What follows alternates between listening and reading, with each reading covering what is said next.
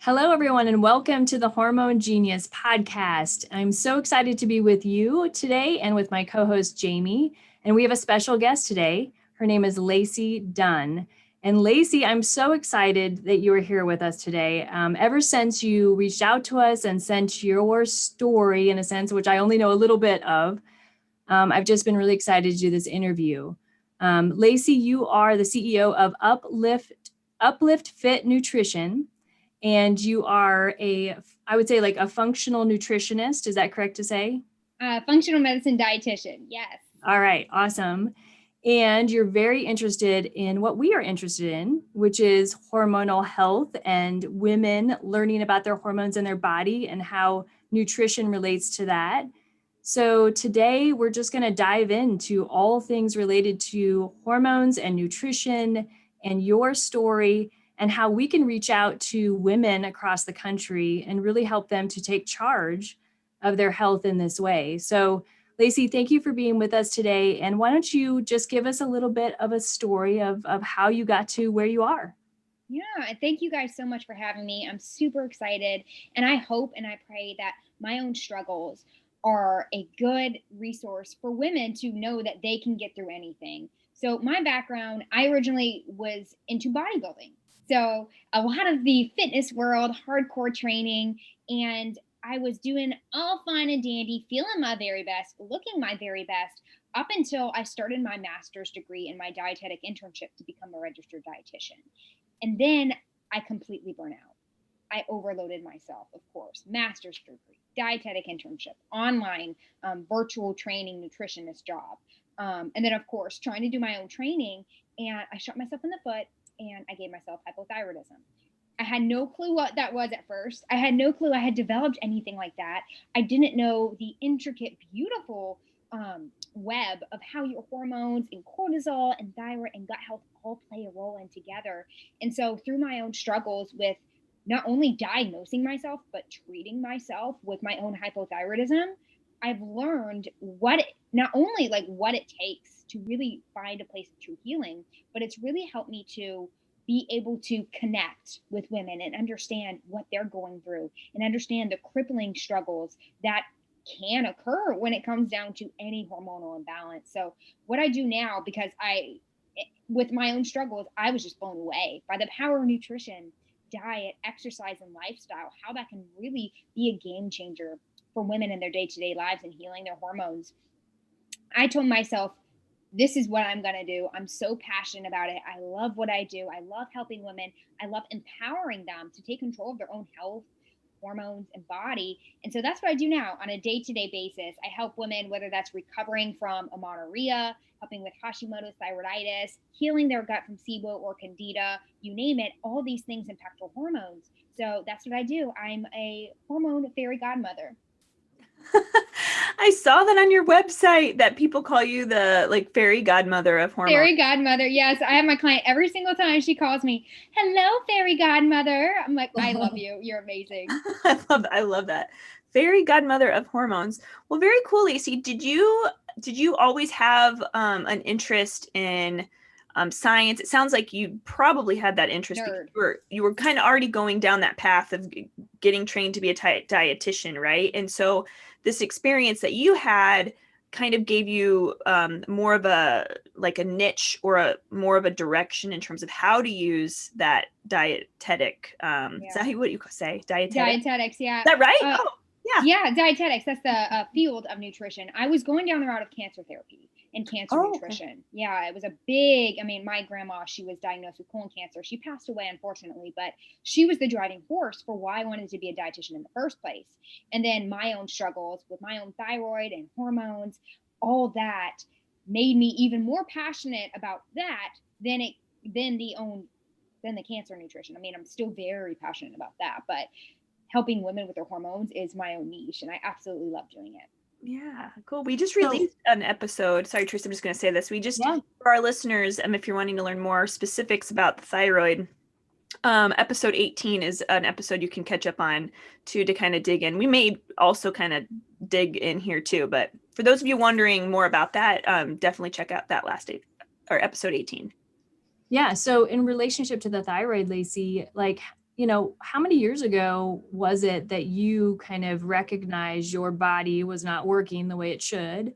What were the symptoms that you were having that you were really struggling with that, made you go to a doctor at some point? Mhm. And what was it that made you also realize that Western medicine maybe didn't have all the answers for you and you had to take some of your health into your hands at that point? I love that you said that. So it was funny because I was learning about thyroid health and iodine specifically in one of my classes. And I decided, because I'm a nerd, I'm going to go ahead and go branch off into other readings that I can to enhance my knowledge in this class. So I started reading Aviva Romm's thyroid hormone, her amazing book, and I started recognizing, and I had no clue because I hadn't connected the dots. I was like, some of these symptoms in the book, like the brain fog, the hair loss, the fact that I didn't have a menstrual cycle, which I actually had primary amenorrhea. I mean, I never had a menstrual cycle in the first place in my life. So that was kind of like a normal for me, but that, as well as feeling cold all the time, not being able to concentrate, and then random weight gain, like out of nowhere. And I'm a tiny girl. I've gained like 10 pounds out of the blue within like 2 months, and that's a lot. So I was like, this sounds familiar. So I actually asked my own doctor to do lab testing, and he only pulled the conventional labs. So I only pulled a T4 and a TSH on me. And those were completely like my T4 was on the low end of normal, and my TSH was quote unquote normal around that 4.5. I'm sure you guys have covered TSH, T4, all that stuff in your episode 18. So I was like, this doesn't seem right. So I opened up another book, Stop the Thyroid Madness. Incredible, eye opening for everything that is wrong with conventional medicine and what it looks like to actually check your thyroid and what is involved in the creation and the metabolization of your thyroid hormone. So that is what gave me the trigger to actually know what is wrong in the conventional versus the functional medicine world, not only with what they're testing, but the functional medicine ranges, and making sure that they're not just simply treating TSH. Because I kid you not, when I went to my first endocrinologist, that is what he was 100% after. He didn't care about my T3 either. He was after, let's chase that TSH. And that never got me better. Yeah. Do you have a question? Because I have a follow-up question to that too, because Yeah. I'm a nurse practitioner, Lacey. I'm specifically in women's health. I'm sitting at my clinic today. I'm treating patients. And amenorrhea is a problem I definitely treat. And in my experience with amenorrhea, which is, again, just for the listeners, not having your menstrual cycle. And primary amenorrhea is when you never had a menstrual cycle. So you went through puberty and you just never started. Secondary amenorrhea is when you start a menstrual cycle and at some point you lose it. And we know that for some women, that's due to stress. It can be due to weight changes, dramatic weight changes, or excessive exercise. So there's certain elements that basically can cause that. But in my lab works with testing patients who have that, their thyroid function is interesting because it's like you said, the TSH may be normal, the T4 may be on the lower end, but the T3 is gone. It just almost stops producing. And if we know anything about the thyroid, we know that the T3 is your active thyroid hormone. So women have all of the thyroid symptoms, and because their thyroid really isn't functioning in any way at a normal level with amenorrhea. So that, it speaks to me just from what I see with my patients, but I would love to hear about, because this is so important for women, because in Western medicine, they really don't get any answers for amenorrhea. Like, it's usually like, oh, well, you don't have your period, you can just go on birth control now to support your hormones, right? But no one wants to fix the underlying problem at all. So what has been your experience with not only your own journey with that and restoring your hormonal balance, but kind of how you work with your clients in that area as well? Root cause in the house. I absolutely love hearing that from you. Yeah. That's awesome. My only approach there, no band-aiding. So for me, I had no clue what was going on. I did extensive blood work.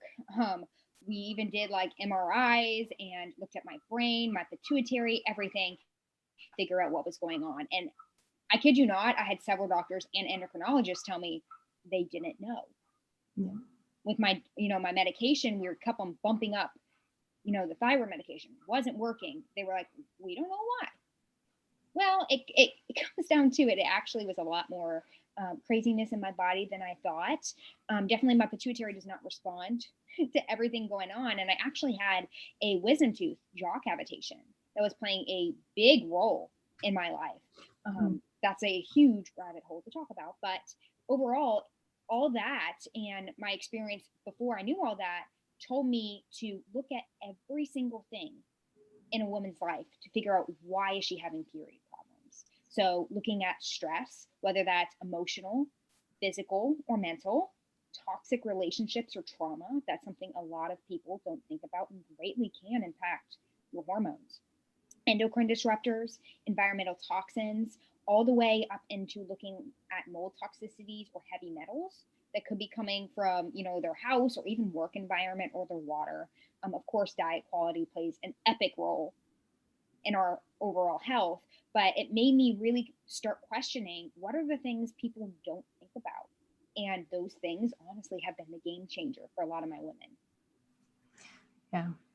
Teresa, I was going to ask you real quick, with the thyroid, why do you think, as like a medical professional, do you think that docs don't dig further into the labs beyond the TSH and the T4? What do you think? I mean, it kind of goes down to like pharmaceutical companies. I think sometimes, again, it's what written in their drives, guidelines. yeah, I mean, it's like they go to medical school and they learn protocols that were set up by research, right? And research often is driven by where money is going to be made, and money is going to be made in particular drug companies and what they sell. So it has a lot still to do with that, but it's not just that. I mean, I honestly think in general, the whole medical world is not focused in root cause, right, Lacey? So we're not root cause driven. We are Band-Aid approach driven or symptom approach driven. You come in, you have a symptom. I want to fix your symptom, not your underlying root cause. And that's just the way we're trained. Why? Because it's got to be quick and easy medicine too. And root cause stuff. Did you just hear all the stuff Lacey just mentioned? Environmental toxins, endocrine system disruptors, heavy metals, gut issues, gut dysbiosis, mold toxicity, all those things. I mean, functional medicine or looking for that type of root cause, it takes a lot of work. And so doctors just are not trained to really know how to do that, nor to take the time to do that. So. Yeah, that makes sense. So Lacey, once you started getting to the root, so I envision you as like this little investigator, and you're doing all these open books at the library, or rather probably on the computer doing all this research. Was it like an aha moment where you're like, whoa, I can really actually make huge impact here if we get through? And were you overwhelmed? Because I think something that probably a lot of women hear or feel when they're trying to get to the root cause is it's a sense of feeling overwhelmed. Like, where do I start? What's one thing that a woman can do today? Every woman listening, what's one thing, easy thing? And then from there, what could be a step 2? So Lacey, what do you think about that? Yeah, I knew I did not need to have paralysis by analysis, and I did not need to address everything under the sun because that would overcomplicate everything. So what I told myself is the first thing that I know is that everything is a top-down effect with our cortisol and our adrenal glands. And I said, okay, if I have all these symptoms with thyroid and now gut and hormones and everything, I know everything starts with my adrenal glands. So what can I do? Slow down, sloth. So I really taught myself to slow the heck down. And I call it my sloth mode because I never knew how to do that before. I didn't know what Netflix was. I didn't really watch that much Netflix or relax. And I didn't know what it was to just do nothing. So I taught myself that. And it took a long time, honestly, but that was the first game changer for how I was feeling on a day-to-day basis. And that just shows you the impact of stress. Mm-hmm. Yeah, and that is huge. I feel like, again, for the patient who's not having her menstrual cycles, there is a classic sometimes type of person who's running really hard or just overly stressed that is telling the body, like, again, we have to get it down to the basics. What is most of our hormones doing? It's survival and reproduction. Right. And reproduction, it's going to try to shut down your hormones that are allow you to reproduce if you're under an overwhelming amount of stress. Why? Because the body knows you might be able to have a baby, but you're not going to be able to take care of it if you're under that much stress. And that's what the signal to the body is. And I've read there's been, and I've worked with patients like this. It's almost like you have to stop completely. Like it doesn't necessarily be like, okay, well, I run 5 times a week or I lift weights, 5 times a week. Okay, now go down to 3 times a week. That just doesn't seem to restore that stress kind of adrenal problem. Would you agree with that, Lacey? And kind of what has been your advice to clients in that situation? Because I just have felt like it's really hard to get people to stop kind of that running like crazy or whatever it is they're doing that's ramping up that stress hormone. Yeah. I say the longer you've been in that state, the longer and the harder and more aggressive you have to be in trying to heal. So if you've gone and you've done Orange Theory for years and marathon running, and or it's like constant stress from a undergrad, you're going to have to take more time and more effort slowing down. Whereas maybe maybe they lost a period for a couple months, and that was maybe just a stress from, maybe their school was a little bit stressed just for a little bit, or maybe they had fights with their boyfriend for a little bit. I mean, the more you had that stress and higher it is, and the crazier life was, the more you have to take away all of those stressors. Have you guys ever heard about, I don't know if there's an actual name for it, but having that cortisol being like, in a sense, a hit, like being addicted to cortisol, being addicted to overproducing? Because I can say for myself, Adrenaline junkie. yeah, that, but there's just this phenomenon that happens where you just, it's almost like we put ourselves in a state of overproducing, and we know that we're overproducing. We know that we're, overwhelmed and stressed, but there's something that happens that makes you feel like it's not right in the body. You don't feel good physically if you're not getting that cortisol. I was working with one of my coaches a couple years ago, and she's like, I think you may really be dependent on this cortisol hit that you're getting. I'm like, what? Like a cortisol hit? Like I'm like addicted to cortisol, addicted to stress. I don't know if you guys have ever heard that. It was the first time I heard of it, but when she put it in that way, I'm like, I started really reflecting, okay, when I slow down, and I'm slow right now, what do I want to do? I want to not be slow. I want to get stuff done. Why? Because my brain tells me rest. Why does my physical body have an urge to still do something? So that's personally, that's something I struggle with all the time, because I think there's like this reaction or this habitual, physiology that I've gotten used to. I don't know if you guys have heard of that. We can talk about it too, but have you guys ever heard of that before?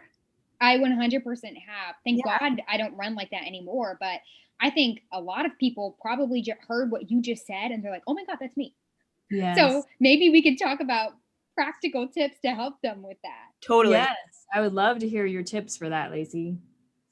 Yeah. And I'm sure you have some great tips as well. And I mean, I've had some really awesome clients that have had the same exact feeling as you. And I really think it's also triggering dopamine as well, hitting the dopamine response. But the best thing is to figure out what can you do that's relaxing that hits that same thing. It's not going to hit it at the same exact threshold, but trying to replace it and trying to get mild stimulation is key. Doing something that you enjoy and that you look forward to doing that doesn't keep you in that fight or flight. So whether that's, making bracelets, doing puzzles, going on walks with your dog, listening to like binaural beats, and doing something as simple as, some people, it's organizing. It keeps them going. It's something they can do, meticulous, but it's not a lot of work for their brain or their body. So just trying to replace those activities can be extremely impactful. And it doesn't switch overnight. I mean, if you're going from marathon running to organizing, or marathon running to puzzling, like that's night and day. It's not going to be the same, but it takes some time to kind of develop those new tendencies. Yeah, I noticed that a lot. Lacey, such good information. Yeah. So just because I want to move on to the nutrition part, but just to summarize kind of the activity and kind of what I think women need direction, of course, and knowing what is like healthy and what's not healthy. And the more I am in medicine, the more I realize like the typical marathon runner is actually hurting their body in so many ways than actually helping just keep functionality and restore. And we all just want to like live, right, to be a 90-year-old grandma that's still able to touch her toes and do some stretches and, you know, get out for the walks and stuff like that. So if we have to look at like what it is that really keeps us happy and functional and healthy from an exercise standpoint, I would just love to know kind of what your approach is, Lacey, and how you, you know, reach women in that way and how direct them. Yeah. I like to ask a woman, is what you're doing going to get you to where you want to be? And do your actions align with your priorities in life? So if somebody's priority is balancing their menstrual cycle, then they need to make sure that the amount of workouts they're doing is getting them there. And the hard part is a lot of women, they want to lose weight. They want to have the best physique while also balancing their menstrual cycle. And it doesn't come both ways many times. So it's really figuring out what is that fine line and what is that balance that you're able to reach. And it's very, very person by person dependent. Like I have a lot of women that can run maybe 5 days a week and have their menstrual cycle and be completely healthy. Whereas somebody else, if she's running 2 miles 2 times a week, she loses her period. I think it really stems down to what they've done in the past as well, because the body remembers that. The body keeps the score. It remembers what you've done in your past and will go into that hibernation mode if maybe you underate or had a history of an eating disorder or something. So it's kind of figuring out what is your fine line and knowing that it might be a little bit of time and effort to figure out what's your happy medium. That's great advice. And you're right. People are so individual. So you have to dig in there and really find out what's the individual person, right? And I always think about how our body tells a story. It's communicating to us every single day. Our body tells us when we're hungry. Our body tells us when we're tired. And so kind of along that same line, if we're all so different, which we are, our body tells us though a similar cue. You know, like we may have a different threshold for things.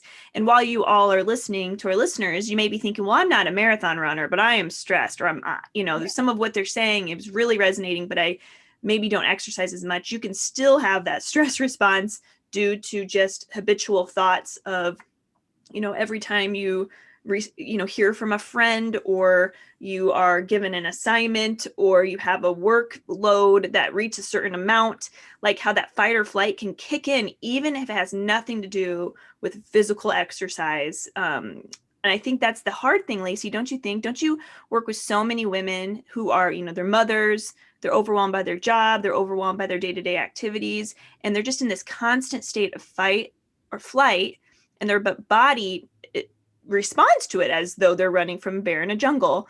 So how do you work with women who struggle with that? And even nutritionally, like what are some tips that you recommend to women who do struggle with that overstress of their everyday life? The best thing that I can do in regards to helping women find their happy medium is focus on figuring out what are the stressors and how are they impacting them, because many women don't even know that the stressor is impacting them. They're like, oh, I'm not stressed. Yeah, you are. You're just not recognizing it because you're in it in a day-to-day basis. So really reflection and journaling are huge. You know, doing things like acupuncture and yoga that really make you settle in with your thoughts and really do nothing can really help.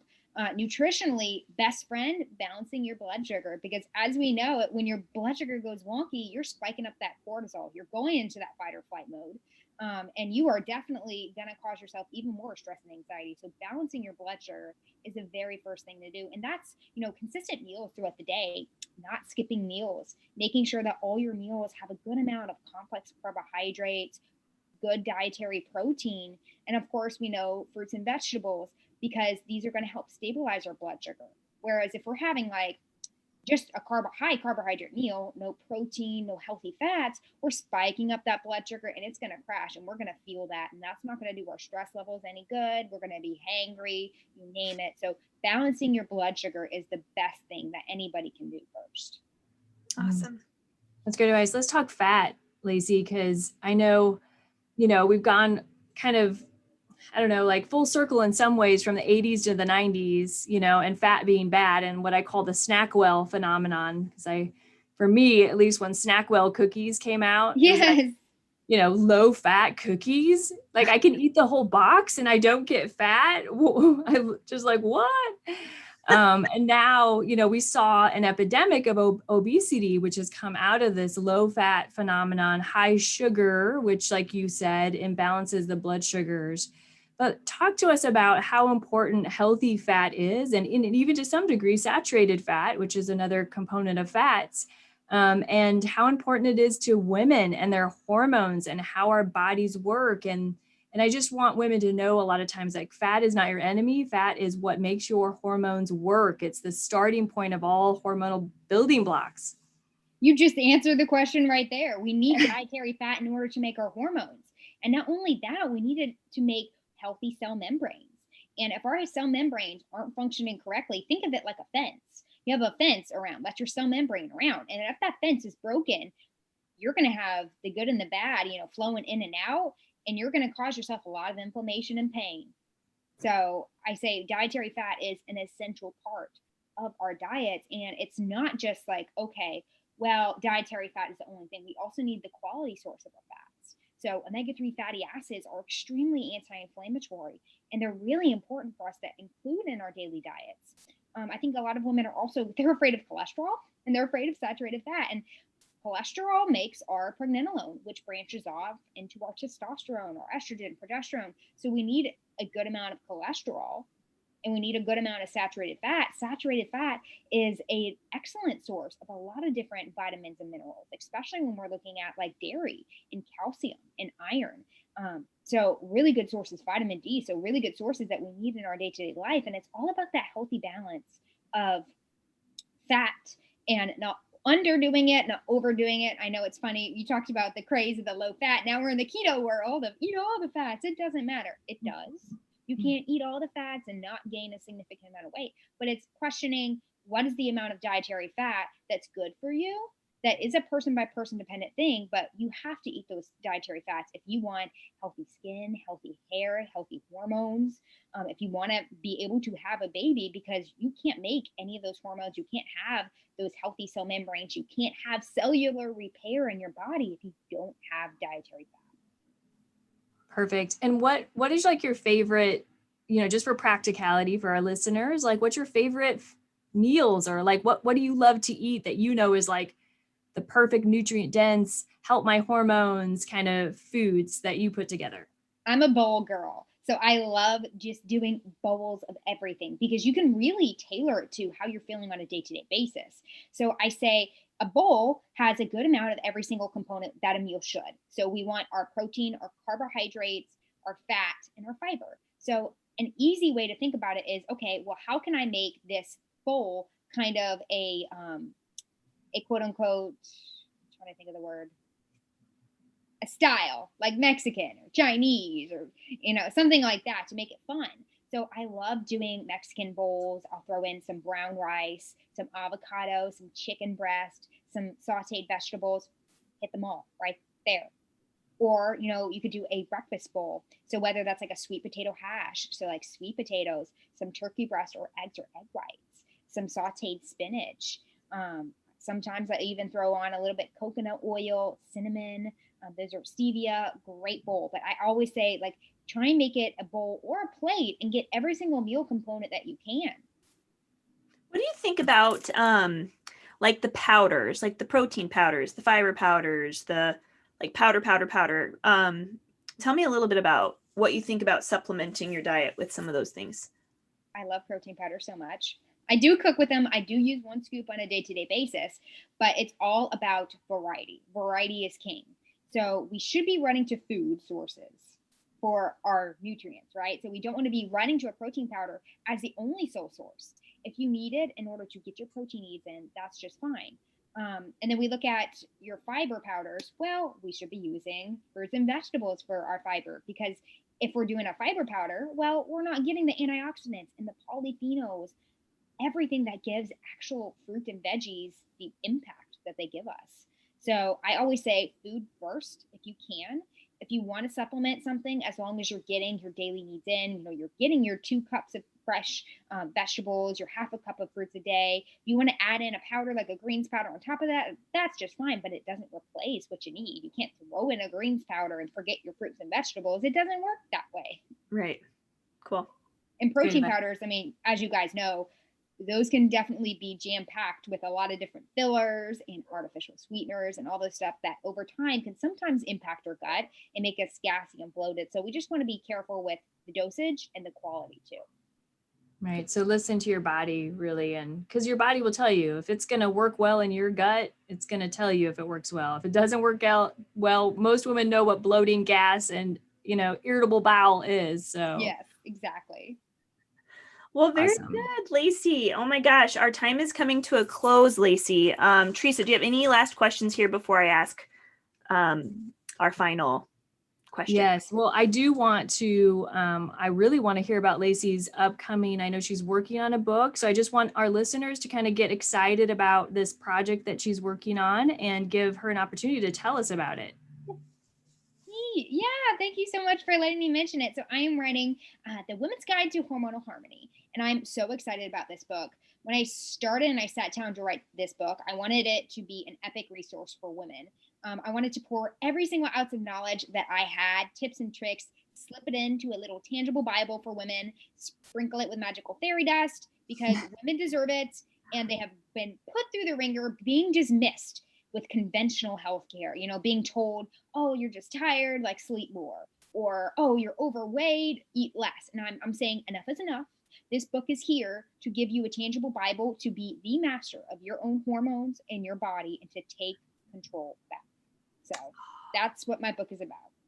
Well, I'm pretty sure everybody who just heard that is going to want to get that book. And I do too. That sounds amazing, Lacey. And I'm sure there's going to be all sorts of practical information. And really, it's in line so much with what our podcast is all about, which is empowering women to be the genius of their own hormones by taking all of those things into control. So we'll definitely, be letting our listeners know when that's available. Mm-hmm. And Jamie, yeah, I know you got kind of the last wrap-up question. Yes. Okay, Lacey, what do you wish every young woman knew about her hormone genius? I love this question, and I have down 3 truths that I want women to remember for this. Your diagnosis is not your identity. If you're told you have amenorrhea, that's not your identity. That's just something that's going on in your life. Number 2, your body is not your identity. So what you weigh, what you look like, that don't matter. What matters is who you are and how you treat others. And then number 3, your worth is only defined by you and not by anybody else, not what by the media says. And I think that these 3 principles are a basis for being in control of our own hormone genius. Lacey, thank you so much. You are just like a little firecracker. I love talking to you. This is great. Oh, Lacey, we're so excited about your upcoming book. We're excited about what you're doing. How can people follow you? Can you give them your website and then social media handle? Yeah, thank you guys so much. So if you want to find me and follow me, I'm Faith and Fit on Instagram. I cannot apologize enough about the amount of times I post my dog. I have a 3-legged dog named Gabe that I'm obsessed with. So you'll see my dog, you see my cats. I'm on Twitter at Lacey A. Dunn. And then I have my own podcast as well, Uplift Fit Nutrition. I can't wait to have you guys on, the Hormone Geniuses, have you guys on my podcast as well. But one more thing that you could do if you want to find me and follow me is you could check out my website. That is upliftfitnutrition.com. Awesome. Well, thank you, Lacey, so much for spending time with us today. I know that Teresa and I learned a ton just from listening to you, and you're so inspiring. So I have no doubt that you have such a bright future in serving women in this way. So for those of you who are listening to this podcast and you want to share it, please share this podcast episode with your friends and family. All right, Lacey, have a great rest of your day. Teresa, it was good seeing you again. And to our listeners, thank you for tuning in. Thank you guys so much.